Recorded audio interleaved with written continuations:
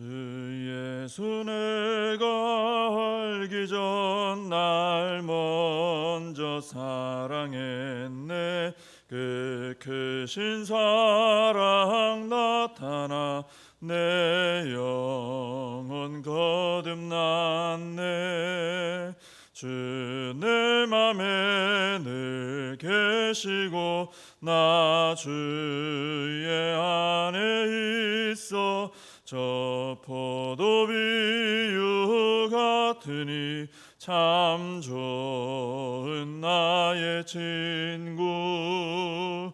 내 친구 되신 예수님 날 구원하시려고 그 귀한 몸을 버리사 내 죄를 대속했네.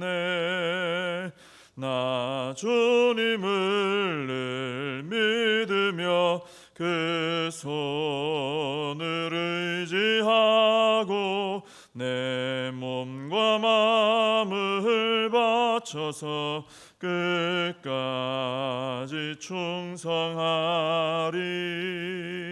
내 진실하신 친구여 그는 해 내려주사 날 항상 보호하시고 내 방패 되옵소서.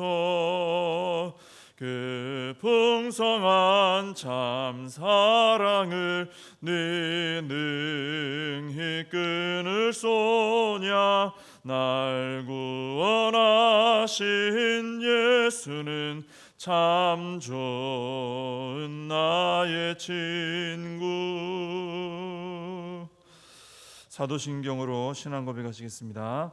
전능하사 천지를 만드신 하나님 아버지를 내가 믿사오며 그 외아들 우리 주 예수 그리스도를 믿사오니 이는 성령으로 잉태하사 동정녀 마리아에게 나시고 본디오 빌라도에게 고난을 받으사 십자가에 못 박혀 죽으시고 장사한 지 사흘 만에 죽은 자 가운데서 다시 살아나시며 하늘에 오르사 전능하신 하나님 우편에 앉아 계시다가 저리로서 산 자와 죽은 자를 심판하러 오시리라.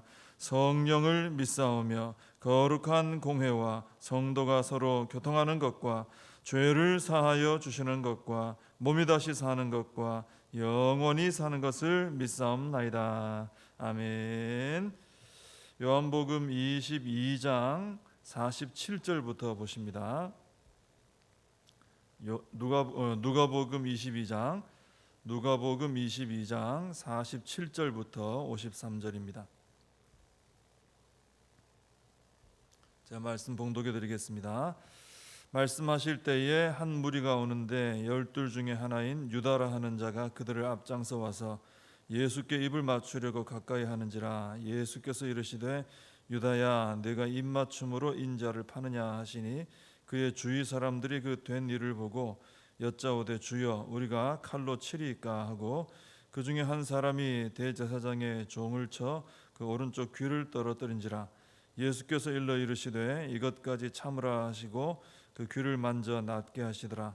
예수께서 그 잡으러 온 대제사장들과 성전의 경비대장들과 장로들에게 이르시되 너희가 강도를 잡는 것 같이 검과 몽치를 가지고 나왔느냐. 내가 날마다 너희와 함께 성전에 있을 때에 내게 손을 대지 아니하였도다. 그러나 이제는 너희 때요 어둠의 권세로다 하시더라. 아멘. 예수님께서 제자들과 이제 겟세마네에서 기도를 마치시고 이제 대화를 하고 계실 때 이제 가룟 유다를 앞세운 한 무리가 이제 다가왔습니다. 이제 예수님께서 백성들 틈에 낮에 계실 때는 잡으려니까 백성들이 두려워서 좀 따로 떨어져 있을 때 먼저 잡아야 되겠다 하고 있는데 가룟 유다가 나서서 이제 그때를 잘 아니까 이렇게 인도를 한 것이죠. 예수님 잡으러 온 것입니다. 그리고 가룟 유다는 와서 이제 누가 예수님인가 확실하게 알려주기 위해서 이제 예수님께 다가가서 이제 입을 이제 맞추려고 이제 했습니다. 그때 예수님께서 유다에게 유다야 이름을 불러주시면서 네가 입맞춤으로 인자를 파느냐 이렇게 말씀하셨습니다. 우리가 만약 유다 입장이었다면은 이제 주님을 배신하려고 하는 그런 마음을 가지고 있다가도 주님께서 이름을 불러주시면서 네가 입맞춤으로 나를 팔려고 하느냐 물어보시면은 마음이 떨리고 또 내가 잘못했구나, 내가 이분에게 그래서는 안 되는데 그러면서 눈물이 쏟아지면서 회개할 것 같아요. 근데 유다는 그 마음에 조금도 동요가 없습니다. 마귀가 들어갔다 그랬잖아요. 예수님을 팔 생각을 넣고 그 마음에 마귀가 들어갔다 그랬어요. 마귀가 들어간 이 유다의 마음은 아주 딱딱하게 굳어져 있는 거예요. 주님께서 유다야 불러주시고 네가 이렇게 하느냐 물어보시는데도 마음에 동요가 전혀 없습니다. 우리가 어떤 감동적인 장면을 볼 때 하고 이제 감동을 받고 또 어떤 슬픈 일이 있을 때 눈물을 흘리고 기쁜 일이 있으면 막 기뻐하고 이거는 이제 자연스러운 반응이죠. 건강한 반응입니다. 또 우리가 예수님을 마주 대할 때 마음이 뜨거워지고 또 은혜 받고 하는 것도 이것도 자연스러운 반응이죠. 특히 이제 제자라면 더 그래야 되는 것입니다. 그런데 마귀가 들어가서 역사하는 마음이 되니까 주님을 마주 대하면서도 주님께서 이름을 불러주시는데도 전혀 그 마음이 움직여지질 않는 겁니다. 아주 딱딱하게 굳어진 게 느껴지죠. 아주 굳어지고 아주 메마른 죽은 심령이 돼버린 거예요. 반응이 제대로 나오질 않는 것이죠. 그래서 우리의 이 마음이 요즘 어떤가 좀 살펴볼 필요가 있죠. 요즘에 하나님의 이 말씀을 내가 대하면서도 이 마음에 이 말씀을 통한 이런 은혜 또 감동 이런 것이 내 마음에 있는가. 말씀을 대하면서 우리가 어떤 결단하는 이런 건강한 반응이 나에게서 나오고 있는가, 참 중요한 것이죠. 이런 걸 살펴야 됩니다. 또 우리가 찬양을 할 때도 그죠? 찬양할 때도 그 가사의 이 찬양 내용의 은혜를 받고 마음이 뜨거워지고 또 때로는 눈물이 흐르고 기쁨이 밀려오고 하는 이런 찬양 중에 이런 내 건강한 반응들이 내 마음에서 이 반응이 나오고 있는가. 또 기도하면서도 또 주님과 대화하는 그런 기쁨이 있고 또 하나님의 뜻을 아는 기쁨이 있고 또 내 마음 가운데 믿음이 가득하게 차는 그런 은혜가 있는가. 그런 어떤 건강한 반응, 그죠? 이런 반응들이 내게 나오고 있는가. 우리가 우리의 마음을 좀 살펴야 되는 것이죠. 말씀을 대하는데도 찬양을 하는데도 기도하고 하는데도 그저 무덤덤하고 어떤 반응이 없고 이래서는 안 되는 것이죠. 우리의 심령이 다른 것들로 가득 차면 이 은혜가 들어올 자리가 없어서 이 반응이 안 나갈 때가 있습니다. 그런 마음이 아니라 우리 하나님께서 은혜 주실 때 우리가 정말 건강한 반응을 보일 수 있는 우리의 마음이 메마르지 않은 이런 부드러운 마음이 되어야 할 줄로 믿습니다. 제자들이 이 상황을 보니까 분위기가 이제 심상치가 않은 거죠. 그래서 주여 우리가 칼로 치리까 하고 여쭈었어요. 근데 주님께서 뭐라고 답을 하시기도 전에 마음이 급한 베드로가 나서서 대제사장의 종을 쳤는데 이 종이 피하다가 그랬는지 오른쪽 귀가 떨어져 나가 버렸습니다. 그랬더니 예수님께서 이것까지 참으라 하시고는 그 떨어진 귀를 다시 붙여서 만져주심으로 낫게 해주셨습니다. 이 대제사장의 종은 지금 검과 이 몽치를 든 이 무리들하고 함께 예수님을 잡으러 온 사람이에요. 예수님 잡겠다 하고 온 사람입니다. 근데 갑자기 베드로가 칼을 휘두르는 바람에 귀가 떨어져 가지고 깜짝 놀라기도 하고 또 귀가 떨어졌으니까 얼마나 아프겠어요. 큰 고통을 느끼고 있었을 겁니다. 근데 자기가 잡으러 온 예수님께서 자신의 그 떨어진 귀를 다시 얼른 붙여주신 거예요. 그랬더니 놀랍게도 떨어졌던 귀가 금방 그 자기 자리에 붙어버리고 온전하게 치유가 된 것입니다. 이 대제사장의 종 이름이 말고죠. 말고. 이 사람의 기억에 예수님은 어떤 분으로 기억이 남겠습니까? 참 예수님 잡아 죽이려고 온 사람인데 결국은 이 사람의 기억에 예수님은 떨어진 자신의 귀를 다시 붙여 온전하게 해주신 분으로 이제 기억이 남는 거죠. 남들은 그런 거 생각도 안 하죠. 근데 자기는 경험했으니까 그런 분으로 이제 기억이 나는 거죠. 자기는 예수님 잡으려고 십자가에 못 박아 죽이려고 다가갔는데 예수님은 그런 자신의 귀를 다시 붙여주셨다는 거예요.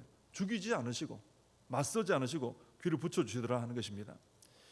이때 말고의 마음이 어땠을까? 어쩌면 귀를 다시 붙여주신 그때부터 이 말고는 다른 사람들 틈에서 막 일이 막 진행되는데도 이 말고는 그 틈에서 멍한 채로 있었을 것 같아요.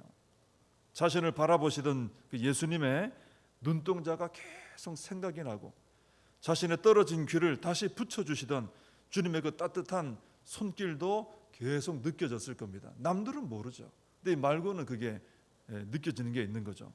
그리고 떨어진 귀가 신기하게도 분명히 떨어졌는데 금방 붙어가지고 온전하게 된 그 기적의 감동도 말고의 마음에는 계속 남았을 거예요. 말고에 대해서 그 다음에 말은 안 나오지만 아마도 그의 삶은 이런 주님과의 강렬한 만남을 통해 그의 삶은 달라지지 않았을까, 우리가 그렇게 예상을 해볼 수 있습니다. 여러분, 이렇게 예수님을 잡으러 온 이 말고에 떨어진 귀를 다시 붙여주신 주님, 그 주님은 예수님의 원수된 우리의 죽은 영혼을 다시 살려주셨다라는 것입니다.